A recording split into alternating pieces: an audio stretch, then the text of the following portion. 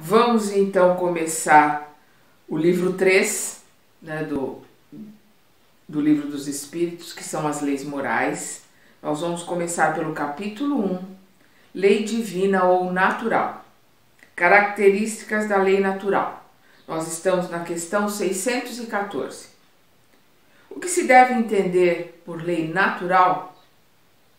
A lei natural é a lei de Deus, a única verdadeiramente necessária à felicidade do homem. Indica-lhe o que deve ou não deve fazer, e ele só é infeliz porque se afasta dela. Então nós vamos ver que todos os profetas, todos aqueles que vieram antes de Cristo, e mesmo o próprio Cristo, nenhum deles escreveu nada. Quem escreveu foram os seus discípulos, né? Depois deles, normalmente depois da morte deles, é que escreveram os seus ensinamentos. Por que isso? Por que esses profetas? Por que o mestre, nosso mestre Jesus, não deixou nada escrito? Porque nós temos todas as leis na nossa consciência. Todos eles, né? Todos os profetas, Moisés, todos os profetas que estão no Velho Testamento, o mestre Jesus, todos eles vieram relembrar as leis que existem na nossa consciência. Nós, quando entramos para dentro de nós, quando nós vamos realizar o autoconhecimento, quando nós vamos nos buscar para nos melhorarmos, realizarmos a nossa reforma íntima, quanto mais nós nos melhorarmos, mais crescermos, mais nós teremos contato com essas leis, porque elas estão conosco. A lei de Deus é eterna, eles respondem, é eterna e imutável como o próprio Deus. As leis de Deus são eternas e imutáveis como o próprio Deus. Ninguém passa a perna em Deus, ninguém foge das leis de ação e reação, das leis do universo, das leis naturais para o nosso, aqui no nosso caso, para o nosso planeta, para o nosso sistema solar. Mas as leis de Deus são universais, adaptadas a cada orbe, ao tipo de, nós vamos ver isso mais para frente, ao tipo de habitante, né, daquele orbe, conforme a sua instrução, conforme o seu grau de aprimoramento, mas as leis são imutáveis e eternas. Deus pode ter prescrito aos homens numa época aquilo que lhes proibiria em outra? Deus não pode enganar-se. Deus não se engana e nem nós enganamos a Deus, em hipótese alguma, porque Ele está em nós. Nós estamos mergulhados na energia de Deus, por isso que Ele é onisciente e onipresente, porque Ele está em cada célula deste universo que é o nosso corpo perispiritual e o corpo físico, o universo de células. E nós estamos mergulhados no fluido cósmico universal, que é a energia de Deus. Então Deus não pode enganar-se. Os homens, por sua vez, são obrigados a modificar suas leis, por serem imperfeitas. As leis de Deus, porém, são perfeitas. A harmonia que rege o universo material e o universo moral é fundada nas leis estabelecidas por Deus desde toda a eternidade. Então, a harmonia que rege o universo material, a harmonia que rege todo o universo, a harmonia das leis naturais, que só não existe hoje mais harmonia porque nós atropelamos as leis naturais. Nós destruímos e continuamos destruindo o nosso planeta. Se nós não tivéssemos interferido, o planeta continuaria sendo um planeta de ar puro, de águas límpidas, com animais, com vegetais, com minerais, tudo em perfeito equilíbrio. Quem desequilibra tudo somos nós, porque nós temos livre-arbítrio, somos co-criadores menores e as nossas cocriações imperfeitas vão fazendo essa bagunça e essa destruição.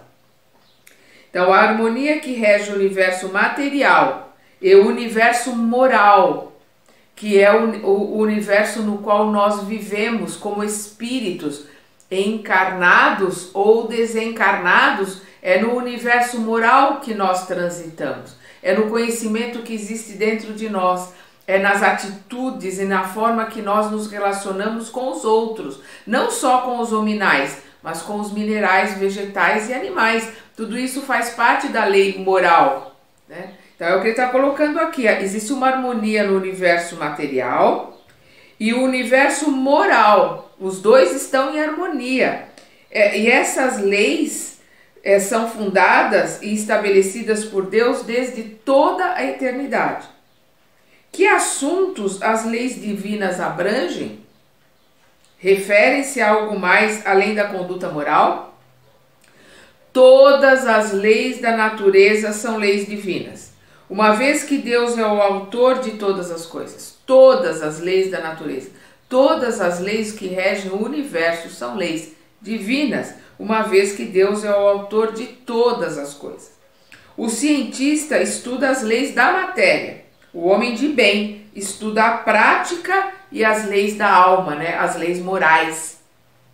Dentro da mesma pergunta, o Kardec continua: é permitido ao homem aprofundar-se em ambas, né, na lei material e na lei moral? Eles respondem sim, mas uma única existência não basta para isso.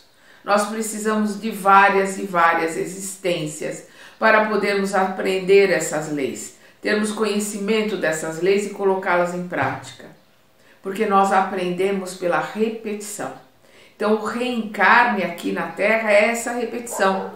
Nós vamos repetindo, aprendendo, errando, aprendendo com os erros, repetindo.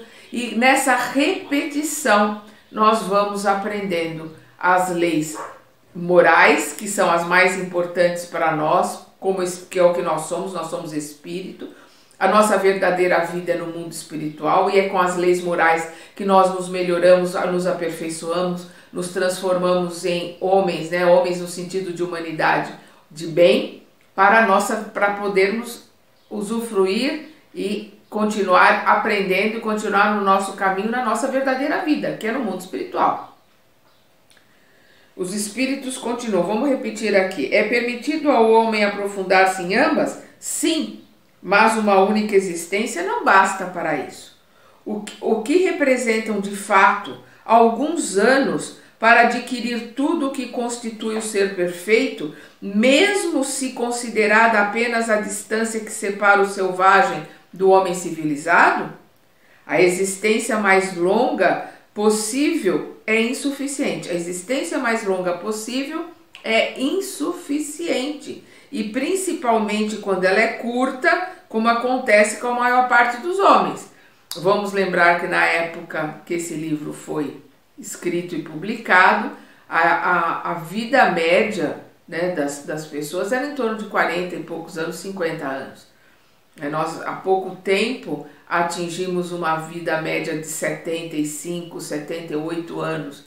E hoje, pelos que os cientistas colocam, ela já aumentou para em torno de perto dos 80 anos. E a cada vez que a ciência evolui, né, com o controle de doenças, de vírus, de pragas, né, de tudo, essa expectativa de vida aumenta. Mas mesmo a vida mais longa que se possa ter aqui no planeta, não dá para que se possa aprender e assimilar tudo que nós precisamos aprender e estudar.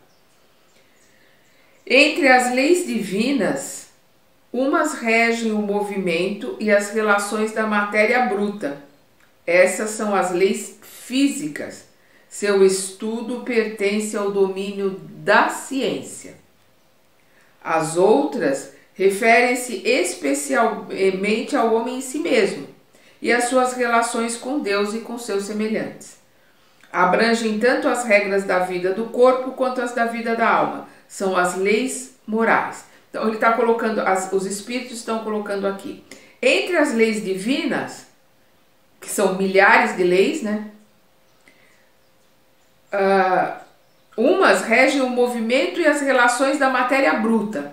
São as leis que regem a matéria, que regem o mineral, né? Que regem as coisas, a matéria bruta do planeta. Essas são as leis físicas, é o que a ciência estuda. Seu estudo pertence ao domínio da ciência, bem claro aqui. As outras leis referem-se especialmente ao homem em si mesmo e às suas relações com Deus e os seus semelhantes. Abrange tanto as regras da vida do corpo quanto as da vida da alma. São as leis morais. São as leis desse intercâmbio que nós temos com o superior e esse intercâmbio que nós temos com os nossos iguais. Perdão, tanto aqui encarnados com os nossos irmãos encarnados, como com os nossos irmãos desencarnados, e quando nós estamos desencarnados na nossa verdadeira vida, esse intercâmbio com os nossos irmãos na vida espiritual. São as leis morais, que é o que esse terceiro capítulo aqui trata. Nós estamos agora começando, né, com a lei divina ou lei natural. Por que lei natural? Porque todas as leis são de Deus, então elas são leis naturais. As leis divinas são as mesmas para todos os mundos. A razão diz que elas devem ser apropriadas à natureza de cada mundo e proporcionais ao seu grau de adiantamento dos seres que os habitam. Então, a razão diz que elas devem ser apropriadas à natureza de cada mundo. A cada orbe, não é que as leis mudam, elas são apropriadas, são adequadas para o tipo de planeta e o tipo de vida que vive ali. E principalmente elas são proporcionais ao grau de adiantamento, ao grau de elevação, ao grau de conhecimento dos seres que habitam esse mundo.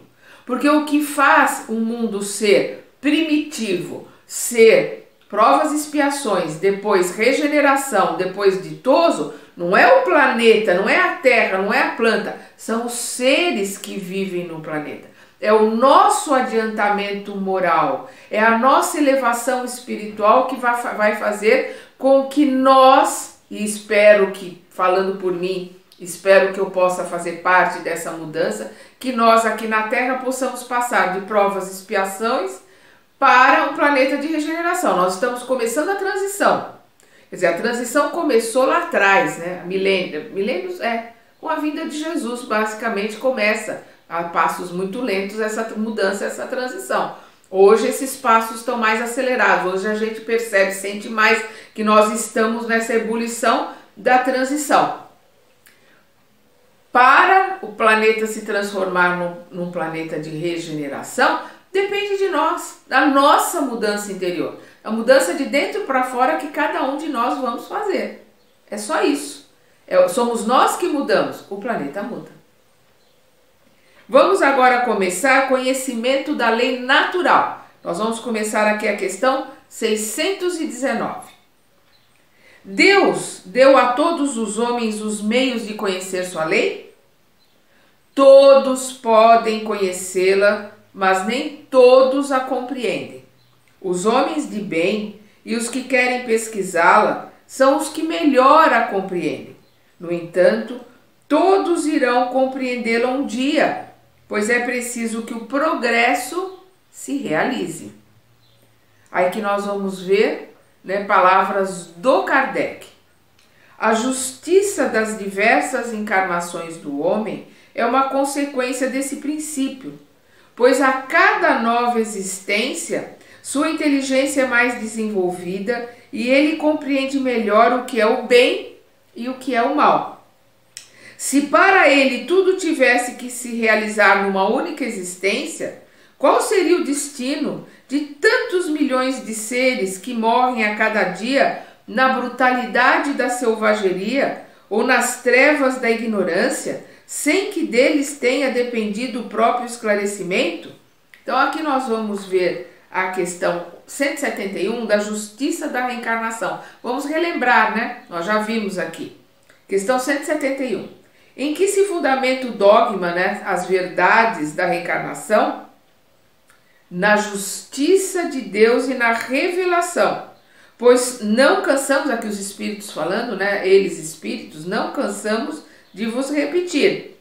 Um bom pai sempre deixa aos seus filhos uma porta aberta ao arrependimento. Então, o que eles estão, o Kardec está colocando aqui? Que nós, conforme o nosso andar, conforme o nosso aprendizado, nós vamos aprendendo, vamos melhorando, vamos nos desenvolvendo, desenvolvendo o corpo físico, a vestimenta que nós usamos, porque se nós pegarmos o corpo físico, a vestimenta do Sapiens Sapiens, o crânio era menor, né? Essa placa, essa borboleta que nós temos aqui, ela era diferenciada, ela vai se modificando. Nós temos uma cientista, eu não lembro o nome dela agora, que está fazendo uma pesquisa mostrando que está mudando de novo, né, esses ossos que nós temos aqui, bem abaixo dos olhos. Isso significa que a caixa craniana está se modificando. Então nós vamos ver, por exemplo, no cérebro do Sapiens Sapiens, não cabia como cabe nos nossos lóbulos frontais, que nós começamos a usar há pouco tempo, né? O Sapiens Sapiens vai se desenvolvendo, vai se modificando a sua caixa craniana, vai se crescendo, se aprimorando, nós vamos começando a ter cada vez mais nítidos os lóbulos frontais, né? Quem estudou o livro No Mundo Maior, nós vamos ver lá essas casas mentais, né? O piso, né? Depois o primeiro andar e o segundo andar, a parte mais alta, a parte mais elevada, que é onde estão os nossos lóbulos frontais, que é onde está a razão, onde está a nossa capacidade de entendimento, né? de raciocínio dentro de tudo aquilo que nós aprendemos. Então nós estamos nos desenvolvendo ao longo dos milênios, através de reencarnações e reencarnações e reencarnações, para sermos o que somos hoje. Então é o que ele está colocando aqui, né? Todos podem conhecer a lei de Deus, ele coloca, todos podem conhecê-la, mas nem todos a compreendem. E para que a gente possa compreendê-la, nós precisamos nos desenvolver. E o que o Kardec coloca aqui, a justiça das diversas encarnações do homem é uma consequência desse princípio de nós irmos nos desenvolvendo a cada reencarnação. Pois a cada nova existência a sua inteligência é mais desenvolvida e ele compreende melhor o que é o bem e o que é o mal. A alma, antes de sua união com o corpo, compreende melhor a lei de Deus do que nós. A alma, antes de sua união com o corpo, compreende melhor a lei de Deus do que após sua encarnação? Olha a resposta. Compreende-a de acordo com o grau de perfeição a que tenha chegado e conserva sua lembrança intuitiva após sua união com o corpo. Nós temos uma bagagem, né, de tudo que nós aprendemos, de tudo que nós assimilamos.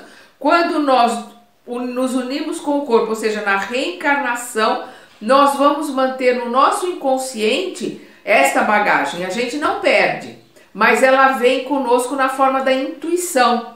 Ela vai vindo conforme nós vamos permitindo que essa intuição chegue até nós. E para que a gente permita que essa intuição chegue até nós, nós precisamos usar os lóbulos frontais, nós precisamos usar a razão, nós precisamos analisar a situação, para em cada situação usarmos tudo aquilo que nós já aprendemos, o que há de melhor em nós. Quando nós reagimos, nós estamos nos instintos. Os instintos é da reencarnação anterior ao minal. Os instintos vêm lá da animalidade, vêm do homem primitivo. Então vai vir aquilo que é o pior de nós, se nós agirmos intempestivamente, né? Se nós usarmos o instinto para reagir, a gente volta a virar um animal, né? A metáfora é verdadeira, né? A colocação. Nossa, ele parecia um urso, ela parecia uma onça, né? Voando em cima da pessoa. E verdadeiramente é esse aspecto de instinto que volta quando nós não usamos a nossa razão para uma análise, para nos centrarmos e usarmos o que nós já aprendemos, o que nós temos de melhor. Hoje, aqui agora é o nosso melhor, mas só vai ter significado esse aprendizado, esse melhor, se nós usarmos no dia a dia, na nossa convivência com os nossos irmãozinhos encarnados e desencarnados que estão à nossa volta.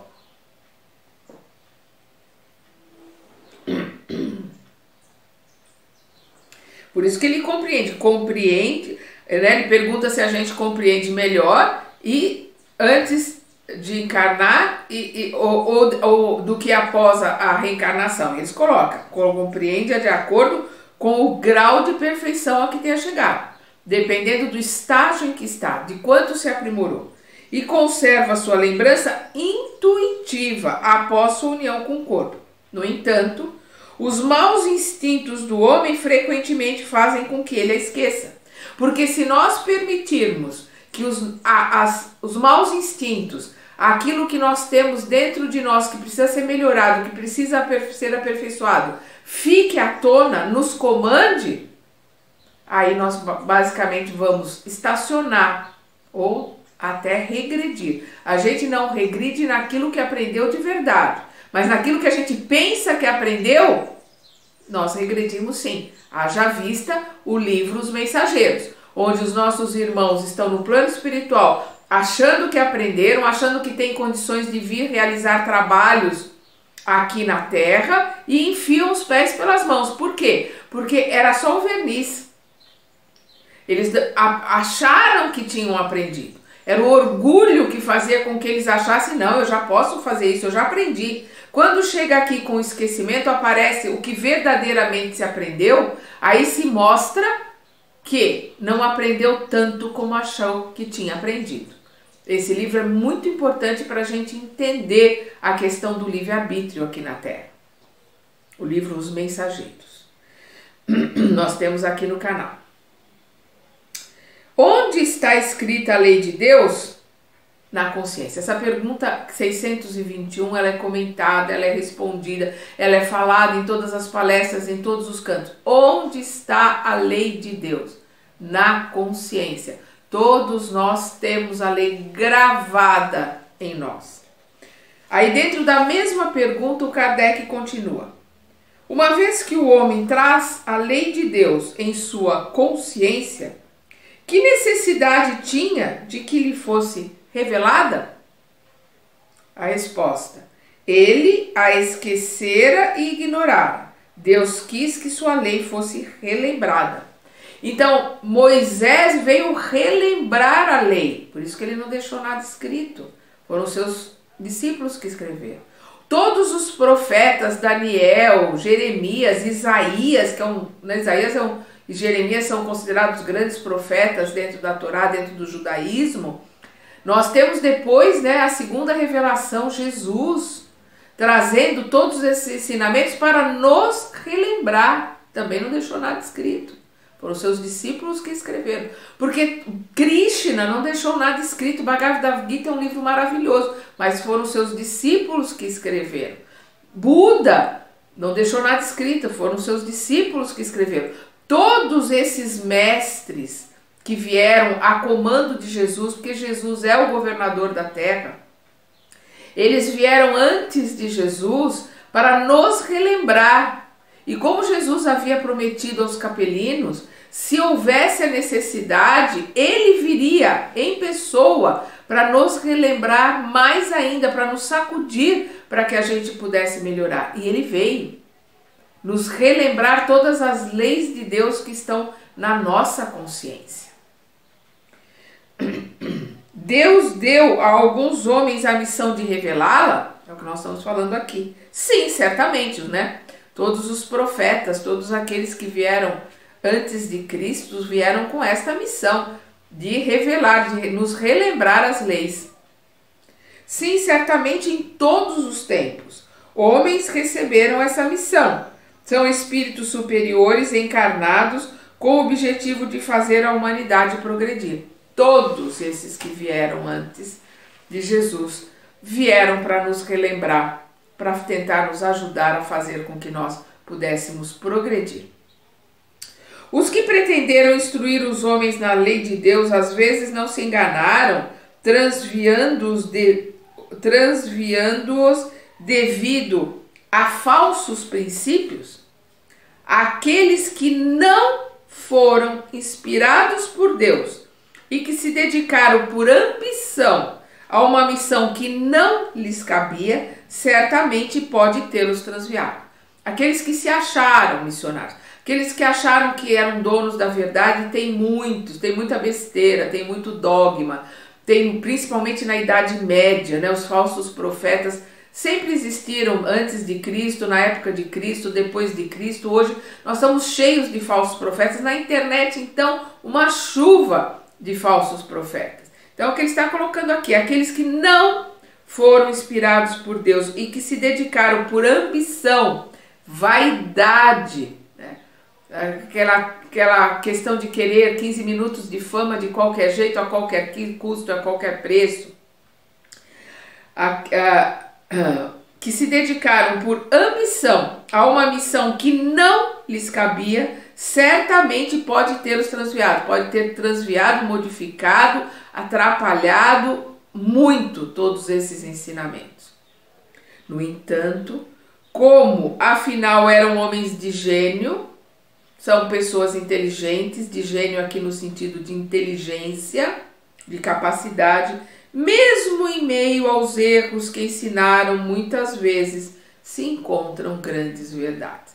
Dá sempre para a gente separar o joio do trigo, principalmente se a gente tem base, tem os alicerces. Os alicerces são esses, para nós espíritas, os nossos alicerces são os 5 livros que os espíritos transmitiram a Kardec. Os livros não são escritos por Kardec, são aqui os espíritos que estão falando, que é o Livro dos Espíritos, o Evangelho segundo o Espiritismo. O segundo é o Livro dos Médiuns, primeiro, Livro dos Espíritos, segundo, Livro dos Médiuns, o terceiro, Evangelho segundo o Espiritismo, o quarto, o Céu e o Inferno, e o quinto, a Gênesis. São os 5 livros, são as bases da doutrina. Qual é o caráter do verdadeiro profeta? O verdadeiro profeta é um homem de bem, inspirado por Deus. Pode-se reconhecê-lo por suas palavras e ações. Deus não pode servir-se da boca do mentiroso para ensinar a verdade. Impossível. Ninguém vai se utilizar de um mentiroso para ensinar a verdade. Então, o verdadeiro profeta, você sabe pela vida que teve, pela atitude que teve para com os outros, e esses outros é o mineral, o vegetal, o animal e o hominal. Essa também é uma das perguntas mais repetidas e comentadas aqui do Livro dos Espíritos, que é 625. Qual o exemplar mais perfeito que Deus ofereceu ao homem para servir-lhe de guia e modelo? Resposta: vede Jesus. Nosso guia e modelo é o nosso mestre amado, o mestre Jesus. Aqui nós vamos ver palavras de Kardec. Jesus é para o homem o modelo da perfeição moral a que pode aspirar a humanidade na Terra. Deus o oferece a nós como o mais perfeito modelo, e a doutrina que ele ensinou é a mais pura expressão de sua lei, pois Jesus estava animado pelo Espírito Divino e foi o ser mais puro que surgiu na Terra. Se alguns dos que pretenderam instruir o homem na lei de Deus desviaram-no por falsos princípios, foi porque se deixaram dominar por sentimentos demasiado terrenos e porque confundiram as leis que regem as condições da vida da alma com as que regem a vida do corpo. Muitos tomaram como leis divinas simples leis humanas, criadas para servir as paixões e dominar os homens. Nós vamos ver leis humanas nas leis de Moisés, porque ele teve que, com as leis divinas, né, amar ao próximo como a Deus, amar a Deus acima de todas as coisas, ao próximo como a ti mesmo, é uma lei mosaica. Né? Não matarás, não roubarás, é uma lei mosaica. Essas leis fazem parte do código de leis que nós usamos e obedecemos até hoje. Por quê? Porque são leis divinas, são leis que vieram e são perfeitas em qualquer época, qualquer tempo da sociedade.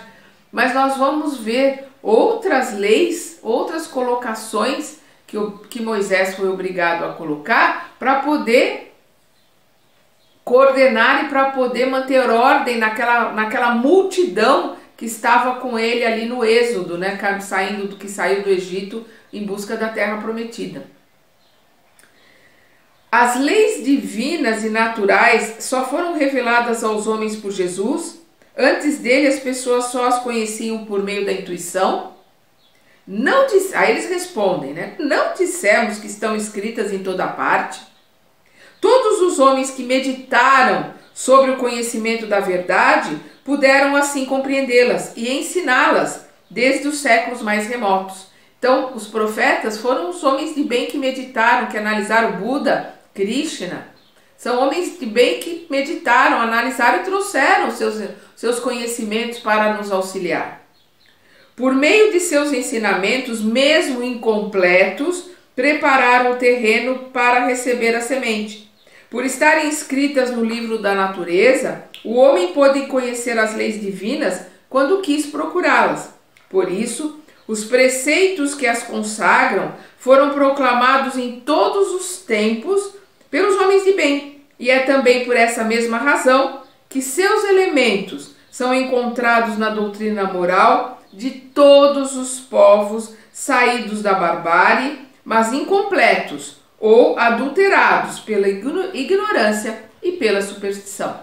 Então, dentro de muitas coisas que a gente vê, tem um fundo ali que é verdade, que faz parte das leis divinas, das leis naturais, e tem a superstição, tem a colocação, tem aquele enxerto, né, do homem, aquela história de que quem conta um conto aumenta um ponto, vão se colocando ali, vão se puxando sardinhas para suas brasas, né, para os seus dogmas, para as colocações, para a pequenez do ser humano, né, nós somos muito pequenos. Vamos lembrar uma colocação de Jesus no livro Boa Nova. Jesus fala para Pedro, o livro Boa Nova de Humberto de Campos, né, pela psicografia do Chico. Jesus coloca para Pedro: o homem é muito mais frágil do que perverso. E esse é o nosso grande problema. Essa fragilidade faz com que a gente busque defesas, tenha medos, e nós somos muito mais frágeis do que perversos. Uma vez que Jesus ensinou as verdadeiras leis de Deus, qual a utilidade do ensinamento dado pelos Espíritos? Eles têm algo a mais para ensinar-nos? O Kardec é muito assim, interessante, muito positivo nas colocações dele, porque ele coloca: se tudo está escrito na nossa consciência, se todos os profetas, se todos os sábios, né, que trouxeram essas leis, se na natureza a gente meditando, a gente buscando, a gente vai encontrar essas leis, por que os espíritos? Porque vocês, né, porque ali são os espíritos que estão falando através dos médiuns. Por que vocês estão colocando alguma coisa? O que vocês têm a mais para trazer? É muito interessante essa pergunta. E eles respondem. Perdão. A palavra de Jesus frequentemente era alegórica e em parábolas. Perdão. A palavra de Jesus frequentemente era alegórica e em parábolas. E verdadeiramente, né, Jesus falou o tempo todo por parábolas, para que não pudesse ser distorcido. Uma parábola é uma historinha. E assim era mais fácil de ser repetido oralmente, porque eram todos analfabetos. Eram poucos os discípulos que sabiam ler e escrever, e na multidão, a multidão inteira era analfabeta. Vamos repetir aqui. A palavra de Jesus frequentemente era alegórica e em parábolas, porque ele falava de acordo com o seu tempo e lugar. Agora, os espíritos colocando ali por Kardec, agora, naquela hora, naquele tempo que eles estão ali, né, 1857, quando o livro foi publicado, agora é preciso que a verdade seja inteligível para todo mundo. É preciso explicar bem e desenvolver essas leis, já que tão poucos são os que a compreendem, e ainda menos os que a praticam. Até hoje, somos poucos os que compreendemos as leis que Jesus nos trouxe, as leis que os profetas trouxeram, os ensinamentos de Buda, os ensinamentos de Krishna. Todos os ensinamentos que vieram antes de Jesus e todos os ensinamentos de Jesus, ainda nós temos dificuldade de entender e de compreender. Pôr em prática ainda, nossa, muito mais. Entender já é difícil, pôr em prática é muito mais difícil ainda. Nossa missão, que é eles, né, os espíritos falando aqui, porque são os espíritos que estão colocando para Kardec, nossa missão é chocar os olhos e os ouvidos, para confundir os orgulhosos e desmascarar os hipócritas. Então os espíritos vieram trazer os ensinamentos para chocar os olhos e os ouvidos, para sacudir os orgulhosos, né? E desmascarar os hipócritas. Os que assumem a aparência da virtude e da religião a fim de esconder suas torpezas. Nós vivemos o tempo todo, desde que o homem é homem, desde que a gente se conhece por gente, a gente vive na máxima, faço o que eu falo e não faço o que eu faço. É assim que a gente ensina aos filhos, os professores ensinam, né, os seus alunos, e isso é uma hipocrisia que está muito marcada, está muito presa, está muito dentro de nós. E os espíritos vieram trazer esses ensinamentos e nos sacudir para que a gente saia do orgulho e para que a gente tire as máscaras da hipocrisia. Então, nossa missão é chocar os olhos e os ouvidos para confundir os orgulhosos e desmascarar os hipócritas, os que assumem as aparências da virtude e da religião a fim de esconder suas torpezas. O ensinamento dos espíritos deve ser claro e sem equívocos, para que ninguém possa usar a ignorância como pretexto e para que cada um possa julgá-lo e apreciá-lo através de sua própria razão. Nós não podemos mais usar a ignorância como pretexto. Nós não podemos usar a dificuldade de adquirir livros, de obter conhecimento como pretexto, porque está tudo na nossa palma da nossa mão. Tudo está de graça para quem quer estudar, para quem quer aprender no celular, no computador, em qualquer lugar que seja. Então, o pretexto da ignorância nós não podemos usar. O que nós temos é preguiça, é falta de vontade de aprender e de crescer, porque os ensinamentos nós temos. Aí nós vamos aqui, eles continuam. Nós, né, espíritos, são os espíritos que estão falando aqui, nós somos encarregados de preparar o reino do bem anunciado por Jesus. É por isso que não se pode deixar que cada um interprete a lei de Deus de acordo com suas paixões, nem falsear o sentido de uma lei que é toda de amor e caridade. Por que? O Kardec pergunta, por que nem sempre a verdade foi colocada ao alcance de todos? A resposta, é preciso que cada coisa venha ao seu tempo. A gente não pode dar uma obra de Shakespeare a uma criança no pré-primário, porque ela não vai ler, porque ela não sabe ler. Então, cada coisa é no seu tempo, dentro da nossa capacidade de aprendizado. E, infelizmente, nós somos lentos. É o que estão colocando aqui. É preciso que cada coisa venha a seu tempo. A verdade é como a luz. É preciso habituar-se pouco a pouco, senão ela ofusca. Se jogar uma luz muito forte, a gente não enxerga nada, porque é obrigado a fechar o olho. A gente tem que ir com a luz conforme a nossa capacidade, porque a luz, na medida certa, vai nos ajudar a enxergar. Nunca aconteceu de Deus ter permitido ao homem receber comunicações tão completas e tão instrutivas como as que lhes é dado receber hoje.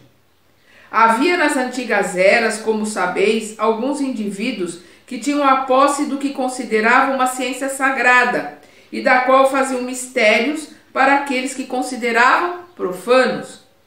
Deveis compreender, com o que conheceis das leis que regem esses fenômenos, que eles recebiam apenas algumas verdades esparsas em meio a um conjunto equívoco, né, errado, e na maior parte do tempo simbólico. No entanto, para o homem estudado não há nenhum antigo sistema filosófico, nenhuma tradição, nenhuma religião a negligenciar, pois em tudo há germes de grandes verdades. Por isso que a gente sempre eu estou sempre colocando aqui, todos os mestres sempre colocam, nós temos que respeitar. Eu não sou mestre, não estou me colocando igual a eles. Estou dizendo, nós estamos sempre ouvindo que nós temos que respeitar todas as religiões, todos os ensinamentos, porque todas elas têm grandes fundos de verdade, e se nós, seres humanos, seguíssemos as religiões, o mundo hoje seria nem mais, não seria nem de regeneração, o mundo hoje seria um planeta ditoso, de felicidade. O problema é que as pessoas se dizem de tal religião, mas não seguem, não colocam em prática, só se dizem. Infelizmente, dentro da nossa também, muitos espíritas se dizem espíritas, mas não permitem que a doutrina espírita entre neles. Vamos terminar aqui. No entanto, para o homem estudado, não há nenhum antigo sistema filosófico, nenhuma tradição, nenhuma religião a negligenciar, pois em tudo há germes de grandes verdades. Embora pareçam contraditórias entre si, de tão esparsas em meio a acessórios sem fundamento, são facilmente coordenáveis, graças à chave que o Espiritismo nos dá de uma infinidade de coisas que até hoje pareciam sem razão e cuja realidade atualmente vos é demonstrada de maneira irrecusável. Não deixeis de tirar desse material objetos de estudo, quer dizer, não deixeis de tirar desse material dos profetas, né, dos ensinamentos dos antigos. Não, a gente tem que estudar o Velho Testamento, o Novo Testamento, os ensinamentos que estão nos Vedas, os ensinamentos que estão no budismo, todos os ensinamentos que estão aí nós temos que ensinar, é isso que nós temos que aprender, é isso que eles estão colocando, né?